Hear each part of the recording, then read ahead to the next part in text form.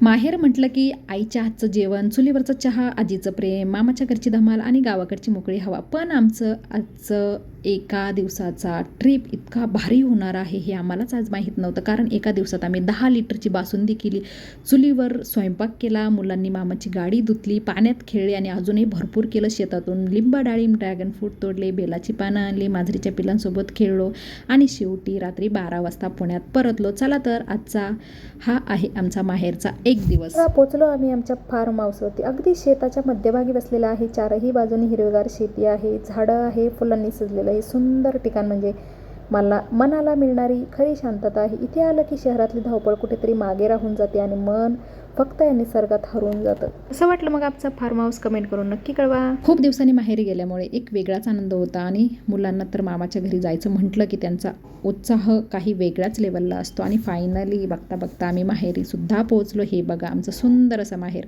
शहरात कितीही छान घरं असलं ना तरीही माहेरच्या घरची गोष्ट काहीतरी वेगळीच असते, हो की नाही मंडळी. इथे घरापेक्षा जास्त महत्त्वाचं असतं ते म्हणजे आपलेपणा. आणि तो शहरामध्ये कुठे हो. ही बघा आमची सुंदर अशी गोड अशी आजी. वय बरंच झालंय पण मात्र अजूनही सुंदरच दिसते, तरुणच दिसते. नेहमी हसतमुख, आनंदी आणि आमच्या सर्वांना आनंदी ठेवणारी आमची आजी. हे बघा आंब्याचं झाड. आणि ही झाडं आमच्या मुलांनी अगदी छोटी छोटी रोपं होती तेव्हा ती लावली बरं का. आणि आज बघा ती किती मोठी झालेली आहे. म्हणजे मुलांनी लावलेलं झाड मोठं झालेलं बघण्याचा आनंद काहीतरी वेगळाच असतो, हो की नाही. त्यानंतर आमचं लक्ष गेलं ह्या नारळाकडे. गावी गेल्यानंतर नारळाचं पाणी पिण्याची इच्छा झाली नाही तर नवल म्हणायचं. त्यामुळे आम्ही मग आमच्या शिवने नारळ फोडण्याची जबाबदारी घेतली आणि नारळ फोडला. पण पुढचं काम सुरू झालं ते जुगाड पद्धतीने बरं का. हे बघा अशा पद्धतीने ते जुगाड करून नारळ फोडला. नारळामध्ये फारसं पाणी नव्हतं कारण तो पिकलेला होता, त्यामुळे जास्त पाणी नव्हतं नारळामध्ये. गावी आलो आणि नारळाचं पाणी प्यायचं म्हणजे प्यायचंच हे आमचं ठरलेलं असतं नेहमी. शहरात तर मिळतं ते नारळाचं पाणी आणि गावाकडचं ताजं नारळाचं पाणी, यामध्ये भरपूर फरक जाणवतो. हे बघू शकता एवढंच पाणी निघालं, बट एवढ्या पाण्यामध्ये सर्वांनी खूप एन्जॉय केला. भरपूर जास्त नव्हतं बट आनंद भरपूर होता त्यामध्ये. त्यानंतर आम्ही खोबरं खाल्लं त्यामध्ये मधलं आणि त्यानंतर मुलांना मामाची कार दिसली आणि बस मग काय, त्यांनी दुसरं काही काम त्यांच्याकडे उरलंच नाही. कारण कार धुण्याच्या नावाखाली खरं तर पाण्यात खेळण्याचा आनंद सुरू झाला. कार किती धुतली ते आम्हाला कुणालाच माहीत नाही. आणि आमचा छोटासा विदितसुद्धा मोठ्या दादांना बघून लगेच उत्साहात सहभागी झाला. बघा कसा तुरू धावतो आणि त्यांच्यासोबत कार साफसुद्धा करतोय. बघा किती छान पद्धतीने तो एन्जॉय करतो त्यांच्यासोबत. मामाच्या घरी गेल्यानंतर कार वॉश हा त्यांचा कंपल्सरी ॲक्टिव्हिटी असतो. आणि आता आमची सर्वात महत्त्वाची आणि आवडती वेळ.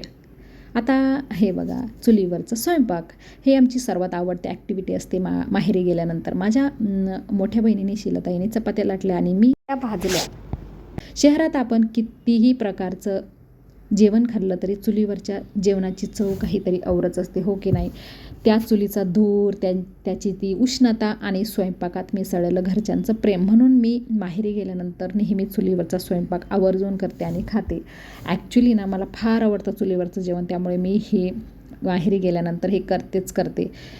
चुलीवरचं जेवणच खाणं प्रेफर करते. शीलाताईने अशा सर्व पद्धतीच्या चपात्या लाटून दिल्या आणि मी त्या भाजल्या. ॲक्च्युली आम्ही ह्या मागचं महत्त्वाचं कारण म्हणजे स्वयंपाकसुद्धा टेस्टी लागतो चुलीवरचा आणि दुसरं म्हणजे भरपूर आम्हाला गप्पासुद्धा मारता येतो, भरपूर वेळ मिळतो एकमेकीशी गोष्टी शेअर करण्याचा वगैरे वगैरे. त्यामुळे आम्ही ही ॲक्टिव्हिटी आवर्जून करतो. आता ही पुरी आहे की आरडोग बघा किती सुंदर अशा पुऱ्या तिने एकसारख्या एकदम इव्हन तिने लाटलेले हे सर्व शीलाताईने लाटलेले आहे बरं का. तिचे खूप छान अशा पुरी बनवण्यामध्ये फार छान हात आहे, ते बघू शकता तुम्ही. आम्ही चुलीसमोर बसूनच ह्या सर्व तिने पुऱ्यासुद्धा लाटून घेतल्या आणि गप्पासुद्धा भरपूर झाल्या ह्या वेळामध्ये आमच्या. आणि सुटलंय ना तोंडाला पाणी. आणि मुलं आणि भाचे मंडळी आले की आईच्या उत्साह काहीतरी वेगळाच असतो, हो की नाही मंडळी. आमच्या तर आईचा तर अप्रतिम उत्साह असतो. तुमच्या आईला कसा उत्साह असतो तर कमेंट करून नक्की कळवा. आईने आमच्यासाठी किती काय बनवायचं ह्याचा पूर्ण प्लॅन केलेला होता. तिने तर पुरणपोळी बनवण्याचा प्लॅन केलेला होता, बट आम्हीच तिला म्हटलं आई आज पुरणपोळी नको गं, उद्या करू, आज भजी, डाळ भात आणि बाकीचा स्वयंपाक कर. मग आईने हे बघा अशा पद्धतीने पापड तळले, पुऱ्या केल्या, बटाट्याची भाजी केली आणि भरपूर काही काही तिने केलेलं होतं. आणि आपण मुली माहेरी येणार म्हटलं की आईचा आनंद तर गगनात मावत नाही, हो की नाही मंडळी? मुलगी किती दिवसांनी घरी येते, तिच्यासोबत मुलं येणार, भाचे बाचा येणार. मग आईच्या मनात एक विचार असतो, माझ्या मुलांसाठी काय काय बनवू. तिला हा प्रश्न बऱ्याचदा पडतो. म्हणजे खूप असं काहीतरी करावंसं वाटतं तिला. मुलं घरी येण्याआधीच तिची स्वयंपाकाची लगबग सुरू झालेली असते. कुणाला काय आवडतं, कुणाला काय खायचं, कोणासाठी काय बनवायचं हे सर्व तिच्या लक्षात असतं. आणि मी म्हणतो, आई एवढं काही करू नकोस गं. पण आई कुठे ऐकते. ती म्हणते, तुम्ही इतक्या दिवसांनी आलात, मग तुमच्यासाठी नाही बनवायचं तर कोणासाठी बनवायचं बरं, हो की नाही? मग चुलीवरचं स्वयंपाक असो, गरमागरम पुऱ्या असो, भाजी पापड असोत किंवा एखादी गोडाची डिश असो, ती सगळं अगदी मनापासून बनवते. खरं सांगायचं ना तर आईच्या हाताच्या जेवणाची चव फक्त त्या पदार्थांमध्येच नसते, तर त्यात तिचं प्रेम, काळजी आणि आपल्यासाठी केलेली धावपळ मिसळलेली असते. आपण मोठे होतो, आपल्याला संसारात आपण व्यस्त होतो, घरापासून दूर जातो, पण आईसाठी आपण कितीही मोठे झालो तरीही तिची मुलंच राहतो, हो की नाही मंडळी? म्हणूनच कदाचित माहेरची भूक पोटापेक्षा जास्त मनाची असते आणि आईचं जेवण त्या मनाला अगदी तृप्त करून जातं, हो की नाही मंडळी? आणि बघू शकता तुम्ही, तिने अगदी प्रेमाने स्वयंपाक बनवत होती आणि आता पकोडीसुद्धा बनवली. आणि आईच्या हातची चव म्हणजे काय, त्याची तुलना करण्यासाठी माझ्याकडे शब्दच नाहीत. आणि आता खरी गोष्ट सुरू झाली. आम्ही ठेवलेलं होतं जवळपास 10 लिटर एवढं दूध आणि त्याचं बनवणार होतो आम्ही बासुंदी. आता 10 लिटर दूध बासुंदी बनवायची म्हणजे 2 मिनिटांचं काम नाही, तर इथे पूर्ण कुटुंबाचा पेशन्स टेस्ट सुरू झाला. अधूनमधून दूध हलवत राहायचं, पुन्हा थांबायचं, पुन्हा बघायचं काय झालं की नाही, पुन्हा थांबा, दूध खाली लागू नये म्हणून त्यात आपण सारखं वारंवार हलवत राहणे. आणि बासुंदीचा हा कार्यक्रम सुरू असताना तुम्ही बघू शकता, मुलं मामांसोबत खेळत होती, गप्पा मारत होती इकडे तिकडे. आमचं दूध आपलं हळूहळू बासुंदीच्या दिशेने प्रवास करत होतं आणि ते खाली लागू नये म्हणून त्यासाठी एक बशीसुद्धा, हे बघा, ही बशी अशी उलट्या साईडने ठेवण्यात आली, बिकॉज खाली अशा पद्धतीने बशी जर ठेवली तर खाली लागलं जात नाही, त्यामुळे अशी बशी ठेवली. आणि आम्ही हे बघा शकता, मस्तपैकी आता दूध बासुंदीच्या दिशेने सरकत होतं.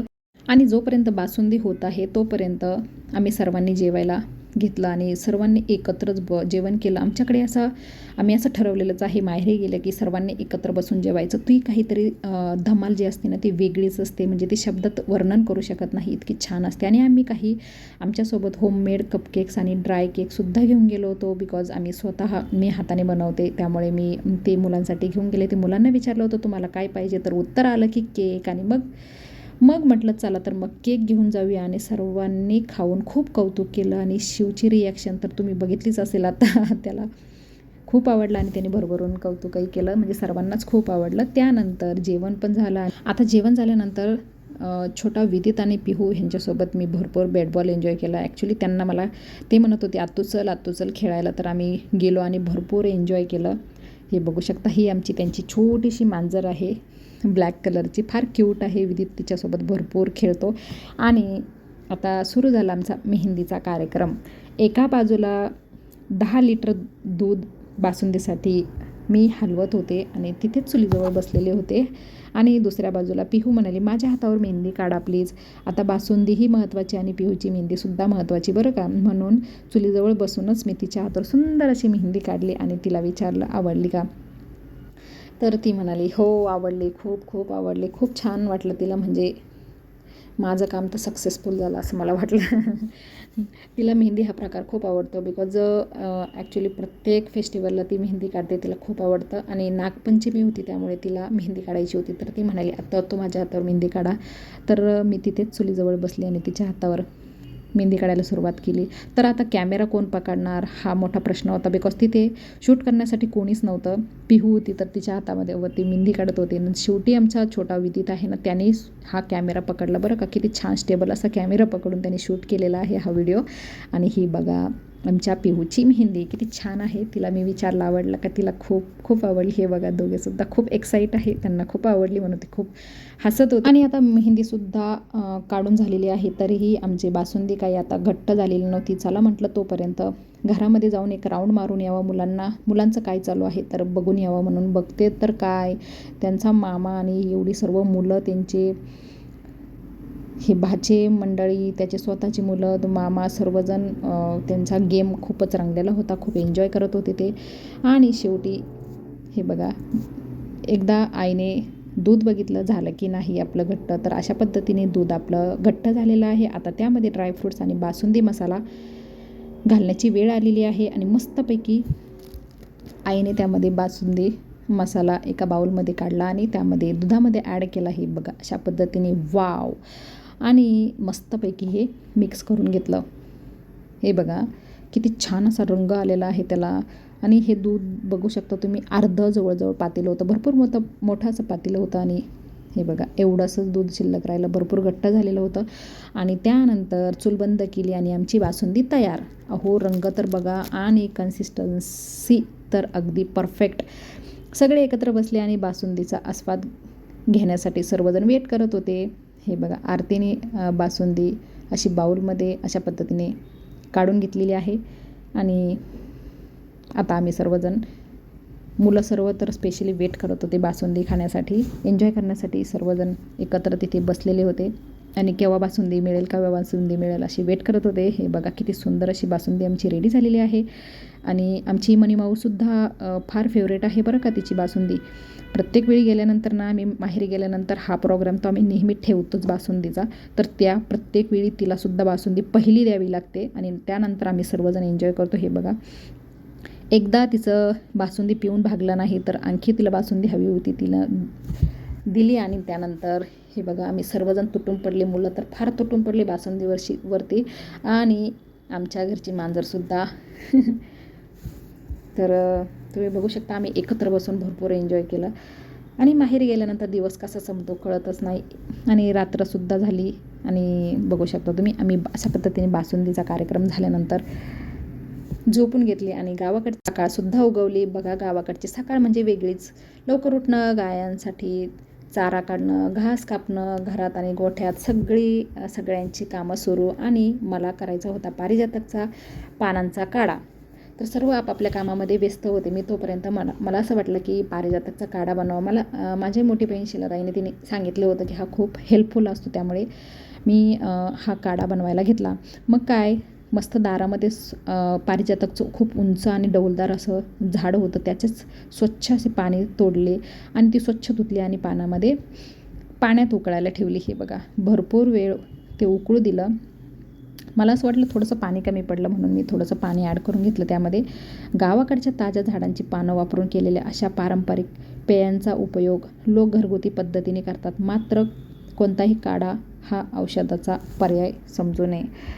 अशा पद्धतीचा काढा खूप हेल्पफुल असतो. प्रत्येक वेळी आम्ही गेल्यानंतर हा करतोच आणि ते सुद्धा रेग्युलरली अशा पद्धतीचा काढा बनवून पितात. तर हे बघा अशा पद्धतीने आम्ही काढा रेडी केला. गावी गेल्यानंतर चुलीवरचा चहा हा काही चहा साधा नसतो बरं का, त्याची चव अशी वेगळीच असते. गावाकडची शांत सकाळ, चुलीचा मंद धूर आणि त्यावर उकळणारा गरमागरम चहा हा अनुभवच मनाला एक वेगळीच ऊब देतो. मी गावी गेली की बाकी काही विसरलं तरी चालतं, पण चुलीवरचा चहा पिणं मात्र कधीही विसरत नाही. चुलीवर बनवलेला चहा मी पिताना त्या मातीचा सुगंध, चुलीची ऊब आणि गावाकडच्या आठवणी सगळंच एकत्र मिळतं. तुम्हालाही गावी गेल्यानंतर चुलीवरचा चहा आवर्जून प्यायला आवडतो का? कमेंट करून नक्की सांगा. एकीकडे चहा उकळत होता आणि दुसरीकडे मी माझ्या सोबत गप्पा मारत होते. आमच्या गप्पा खूप रंगल्या होत्या आणि चहासुद्धा खूप छान पद्धतीने उकळत होता. मला चुलीवरचा चहा इतका आवडतो की काय सांगू तुम्हाला. मी स्वतःच्या हाताने तिथे गेल्यानंतर चुलीवरचा चहा बनवते चुलीवर आणि पिते. खूप खूप आवडतो मला. शहरात कितीही महागडा चहा मिळाला किंवा कितीही छान कॅफेमध्ये चहा प्यायला मिळाला तरी चुलीवरच्या चहाची सर त्याला कधीही येत नाही. कारण इथे फक्त चहा नसतो, असतो तो मातीचा सुगंध, चुलीची ऊब आणि आपल्या माणसांसोबतच्या गप्पा आणि बालपणींच्या आठवणींचा गोडवा. म्हणून प्रत्येक वेळी गावी गेली की ही गोष्ट मी आवर्जून करते, ती म्हणजे स्वतः चुलीवर चहा बनवते आणि मनसोक्त पिते. चला तर आता चहा पिऊन झाला, आता चला जाऊया केळीच्या बागामध्ये. ती गावाकडची हिरवीगार केळीची बाग पाहिली की मन अगदी प्रसन्न होतं. सगळीकडे उंच उंच केळीची झाडं, ताजी हिरवी पानं, निसर्गाची सुंदर शांतता. शहरात असा नजारा कुठे पाहायला मिळतो हो. मुलांनी तर बागेत गेल्यानंतर भरपूर धमाल केली. इकडे तिकडे पळणं, झाडामध्ये फिरणं आणि मस्त खेळणं, त्यांचा हा आनंद बघण्यासारखाच होता. आणि हे बघा, या केळीच्या झाडाला किती सुंदर असं केळफूल आलं आहे. केळफूल दिसायला जितकं सुंदर असतं ना, तितकंच त्याची भाजीसुद्धा चविष्ट लागते बरं का मंडळी. आमच्या घरी केळफुलाची भाजी सर्वांना खूप आवडते, म्हणून मी हे ताजं केळफूल खास पुण्याला घेऊन जाण्यासाठी काढून घेतलं त्यांच्याकडनं. आणि गावाकडच्या बागेतलं अगदी ताजं केळफूल आणि त्याची घरच्या पद्धतीने बनवलेली भाजी, याची चव काहीतरी वेगळीच असते. आता हे घेऊन जाऊन मी मस्त केळफुलाची अशी भाजी बनवणार आहे आणि ती खायला सगळेच खूप उत्सुक आहेत. तिथे खेळून झाल्यानंतर आम्ही सर्वजण घरी आलो आणि त्यानंतर ही बघा आमची सुंदर अशी क्यूट आणि मायाळू आजी. मुलं त्यांच्या पणजीसोबत अगदी मस्त खेळत होते, तिच्या अवतीभोवती फिरत होते आणि तिच्याशी गप्पासुद्धा मारत होते. मुलांना तिच्यासोबत वेळ घालवायला जितका आनंद होत होता ना, तितकाच आनंद आजीच्या चेहऱ्यावरही दिसत होता. तुम्ही बघू शकता व्हिडिओमध्ये.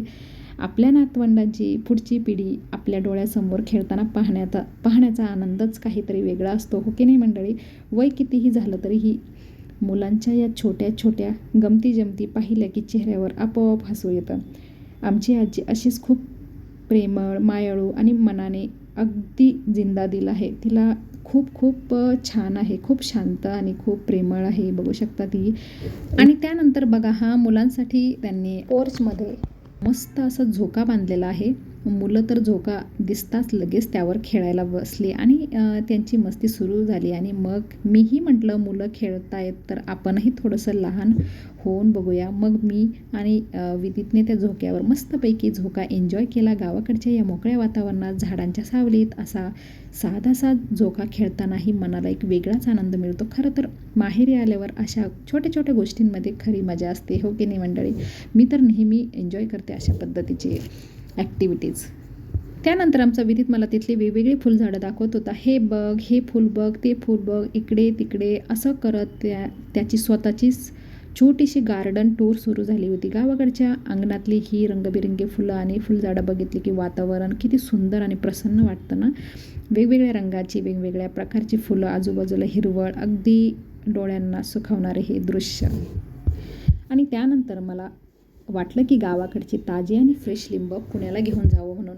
मग आम्ही दोघांनी, म्हणजे मी आणि विदितने, आम्ही दोघांनी मिळून लिंबाच्या झाडावरची भरपूर लिंब काढायला सुरुवात केली. झाड अगदी हिरवगार होतं आणि त्याला इतकी ताजी आणि टवटवीत लिंब लागलेली होती की बघतच राहावंसं असं वाटत होतं मला. आणि आमचा विदित तर माझ्यासाठी एक लिंब अगदी प्रेमाने पिशवीमध्ये टाकत होता. आणि कोंबड्यासुद्धा भरपूर आहे त्यांच्याकडे, तुम्ही व्हिडिओमध्ये बघू शकता. आणि हे बघा, गावाकडचं हे लिंबाचं झाड किती मोठं आहे आणि हिरवगार सुद्धा आहे. झाडावर तर इतकी ताजी टवटवीत लिंब लागलेली होती की अक्षरशः नजर हटत नव्हती. गावाकडचं म्हटलं की अशा फळझाडं अगदी भरभरून अशा प्रकारची पाहायला मिळतात आपल्याला. शहरात आपण 2-4 लिंब आणण्यासाठी बाजारात जातो, पण इथे बघा झाडावरच लिंबांचा अक्षरशः बाजार भरलेला आहे. ताजी हिरवीगार झाडं आणि स्वतःच्याच अंगणात लागलेली फळं, ह्याची मजा काहीतरी वेगळीच असते. म्हणूनच गावाकडचं हे साधं, नैसर्गिक आणि भरभरून देणारं जीवन मनाला खूप भावतं, हो की नाही मंडळी. आणि विदित एक लिंबू घेऊन कॅरीबॅगमध्ये भरत होता. त्याला एवढा उत्साह होता की प्रत्येक लिंबू भरताना तो म्हणत होता, हे पण तुम्ही घेऊन जा, हे पण तुम्ही घेऊन जा. आता त्यानंतर आम्ही गेलो आमच्या ड्रॅगन फ्रूटच्या बागेकडे आणि बागेत पोहोचताच माझी नजर थेट ड्रॅगन फ्रूट्सवर गेली.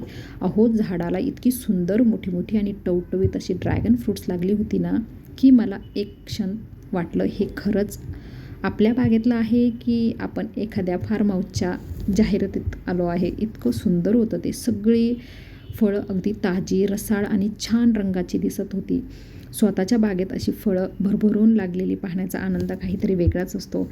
खूप उंच अशी ती झाडं होती आणि हे ड्रॅगन फ्रूट बघा किती उंचावर आहे. तिथे आमचा हात पोहोचला नाही तर आमच्या शिवने आम्हाला ते काढून देण्यासाठी आम्हाला मदत केली आणि त्यानंतर आमचा ड्रॅगन फ्रूट्स कट करण्याचा कार्यक्रम इथे सुरू झाला. तुम्ही बघू शकता व्हिडिओमध्ये. आता मी हे सगळं कट करणार आहे आणि आम्हाला हे ॲक्च्युली घेऊन जायचे होते पुण्याला, त्यामुळे आम्ही हे कट करणार आहोत इथे. हे बघा, अशा पद्धतीने आमचा कार्यक्रम सुरू झाला आणि मी जेव्हा कट करायला घेतला ना तेव्हा विदित लगेच धावत आला आणि बोलला की त्याने कॅरी बॅग पुढे केली आणि म्हणाला हे सगळं ह्यामध्ये टाका तो आणि तुम्ही पुण्याला घेऊन जा. म्हणजेच विदितने माझ्यासाठी गावाकडची पूर्ण फ्री होम डिलिव्हरी सर्व्हिस सुरू केलेली होती.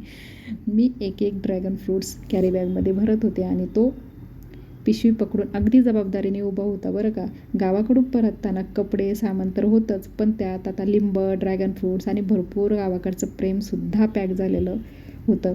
खरंच बाजारातून विकत घेतलेल्या फळांपेक्षा आपल्या माणसांनी प्रेमाने तोडून दिलेल्या फळांची मजाच काहीतरी और असते, हो की नाही. विदितचा आनंद तुम्ही बघू शकता. त्याला खूप आनंद होत होता जेव्हा मी कॅरी बॅगमध्ये ते ड्रॅगन फ्रूट्स भरत होते. आणि हे बघा, गावाकडच्या गायी, गावाकडे आलं की गायी, शेळ्या, कोंबड्या आणि हे सगळी जनावरं पाहायला मिळतात. आणि ही बघा आपली लक्ष्मी माता अगदी शांतपणे उभी आहे. गावाकडच्या घरात फक्त जनावरं नसतात बरं का, तर घरचाच एक भाग असतात. त्यांची काळजी घेणं, त्यांच्यासाठी चारा, त्यांच्यासोबत वेळ घालवणं हे सुद्धा रोजच्या जीवनाचा एक सुंदर भाग असतो त्यांचा. शहरात आपण हे सगळं फक्त पाहतो, पण गावाकडे आलं की हे सगळं अगदी जवळून अनुभवायला सुद्धा मिळतं. त्यानंतर ही कॅरी बॅग विदितने अगदी जबाबदारीने घरामध्ये नेऊन ठेवली आणि दुसरी कॅरी बॅग घेऊन आला माझ्याकडे. तर आता आम्ही पिशवीमध्ये काय भरणार होतो तर बेलाची पानं. आता श्रावण महिन्यात सुरू असल्यामुळे मला बेलाची पानं आणायची होती आणि गावाकडे बेलाची मोठी हिरवीगार झाडं असल्यामुळे मला वाटलं ह्यापेक्षा छान संधी पुन्हा कुठे मिळणार. आपल्या शहरामध्ये मिळतात हो सर्व, बेलाची पानं वगैरे सर्व काही मिळतात, बट गावाकडे जे मिळतं ना ते अतिशय अप्रतिम असं असतं. मग मी बाकीच्या मुलांना विचारलं कोण कोण येणार माझ्यासोबत बेलाची पानं आणायला. तर बाकीची सर्व मुलं त्यांच्या खेळण्यामध्ये इतकी बिझी होती की कोणालाच माझ्यासोबत यायचं नव्हतं. मग काय, पण आमचा विदित मात्र लगेच तयार झाला आणि त्याला अशा छोट्या कामांमध्ये सहभागी व्हायला खूप आवडतं बरं का. म्हणून मी आणि विदित आम्ही दोघंच निघालो बेलाची पानं आणायला. हातात कॅरी बॅग आणि डोक्यात एकच मिशन, आज ही पिशवी पूर्ण भरायची. आम्ही बेलाच्या झाडाजवळ पोहोचलो आणि बघतो तर काय, झाड अगदी भरभरून आलेलं. मोठी ताजी हिरवीगार बेलाची पानं सगळीकडे दिसत होती. श्रावण महिन्यात बेलपत्राला धार्मिक महत्त्व आहे आणि भगवान शिवाच्या पूजेमध्ये बेलपत्र अर्पण करण्याची परंपरा आहे. त्यामुळे आम्हीही पूजेसाठी लागतील अशी ताजी बेलाची पानं अगदी प्रेमाने मी पानं काढत होते आणि विदित त्याच्या कॅरी बॅगमध्ये ती मला ठेव असं म्हणत होता. मध्येच तो एखादं पान शोधून मला दाखवायचा आणि म्हणायचा हे बघा, तो हे पण घ्या. मग काय, आम्ही दोघांनी मिळून भरपूर अशी बेलाची पानं जमा केली आणि बाकीची मुलं तिकडेच खेळण्यामध्ये मग्न होते आणि आम्ही दोघं मात्र गावाकडच्या या छोट्याशा बेलपत्र मोहिमेवर निघालो होतो. आणि खरंच गावाकडे अशा कामांमध्ये एक वेगळीच मजा असते. निसर्गाच्या सानिध्यात फिरता येतं, मुलांसोबत वेळ घालवता येतो आणि त्यातून आपल्या परंपराशी जोडलेलं काहीतरी सुंदर करता येतं, हो की नाही. हे बघा, एवढे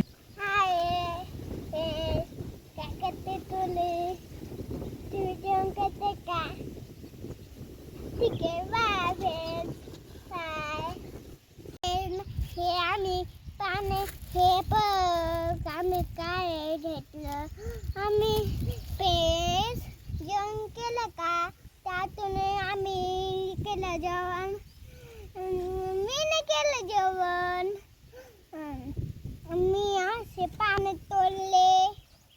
बाय फ्रेंड्स. आमच्या विदितला ना अशा छोट्या गोष्टींमध्ये भरपूर असं खूप आनंद मिळतो. विशेषतः मला काही कामात मदत करायची असेल ना तर तो नेहमी सगळ्यात आधी पुढे असतो. मी काही करायला निघाले की लगेच मी करू का, मी मदत करू असं म्हणत माझ्या मागे येतो. आज बेलाची पानं आणायला म्हटलं तर बाकीची सगळी मुलं खेळण्यामध्ये बिझी होती, पण विदित मात्र माझ्यासोबत लगेच आला. आणि त्यानंतर आम्ही गेलो आमच्या डाळिंबाच्या बागेत. अहो, डाळिंब होती तिथे, मोठी ताजी डाळिंबे लागलेली. बागेत थोडेसे फोटो काढले, व्हिडिओ शूट केला आणि काही डाळिंबही आम्ही घेतली तिथून.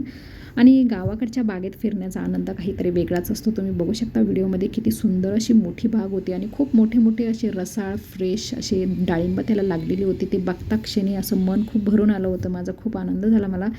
आणि ही तर बघा तुम्ही आळूची पानं किती फ्रेश, किती हिरवीगार, किती मोठी मोठी आणि किती किती ताजी तवानी आहेत. आणि आता संध्याकाळ झाली आणि कोंबड्या सोडण्याची वेळसुद्धा झाली. बघा त्या कोंबड्या, त्यांच्या घरची काळेभोर अशी क्यूट अशी मांजर, तिला नुकतीच 2 गोंडस अशी पिल्लं झालेली आहे आणि ती दोन्ही पिल्लं आईच्या मागे मस्त फिरत आहेत. मुलांना ती छोटीशी पिल्लं दिसली आणि मग काय, त्यांचं सर्व लक्ष त्या पिलांकडेच होतं. मोबाईल, खेळणी, बाकी सर्व अक्षरशः विसरूनच गेली होती मुलं त्या पिलांसोबत खेळण्यामध्ये. पिलं इकडे तिकडे पळत होती आणि मुलं त्यांच्या मागे मागे धावत होती. कधी त्यांना जवळ घेऊन खेळत होती, तर कधी त्यांच्याशी गंमत करत होती. त्यांच्या चेहऱ्यावरचा तो आनंद बघून खूप छान वाटत होतं मला. खरंच मुलांना अगदी आनंदी करण्यासाठी महागडी खेळणी लागत नाही, तर कधी कधी 2 छोटीशी पिलंसुद्धा त्यांच्यासाठी पूर्ण दिवसाचं एंटरटेनमेंट ठरू शकतं. तुम्ही बघू शकता किती क्यूट अशी पिलं आहे आणि ती भरपूर वेळ त्यामध्ये त्यांच्या मागे त्यांच्यासोबत खेळत होते आणि खूप आनंद मिळाला त्यांना. शहरामध्ये अशी मजा कसली हो, गावाकडे तर वेगळंच काहीतरी असतं. आणि बघता बघता माहेरचा एक दिवस संपलासुद्धा. इतक्या सगळ्या आठवणी घेऊन आता आम्ही पुण्याला परत निघालो. मन मात्र अजूनही तिथेच होतं. आईच्या हातचं जेवण, चुलीवरचा चहा, आजीचं प्रेम, भावंडांसोबत गप्पा, मुलांची धमाल, बागा, झाडं, गाई, शेळ्या, कोंबड्या आणि गावाकडच्या मातीचा तो सुगंध. माहेरचा एक दिवस असतो छोटासा, पण आठवणी मात्र खूप मोठ्या देऊन जातात. आणि शेवटी रात्रीचे 12 वाजले आणि आम्ही पोचलो परत पुण्यात. म्हणजे सकाळी माहेर आणि रात्री पुन्हा पुणे. एक दिवसाचा हा प्रवास होता, पण आनंद मात्र कित्येक दिवस पुरेल एवढा होता. तर मंडळी, हा होता आमच्या माहेरचा एक दिवस. तुम्हाला आजचा गावाकडचा घरच्यांच्या प्रेमाने भरलेला व्लॉग आवडला असेल तर लाईक, शेअर, सबस्क्राईब करा. आजचा आमचा माहेरचा एक दिवस तुम्हाला कसं वाटलं कमेंट करून नक्की कळवा. भेटूया पुढच्या व्हिडिओमध्ये.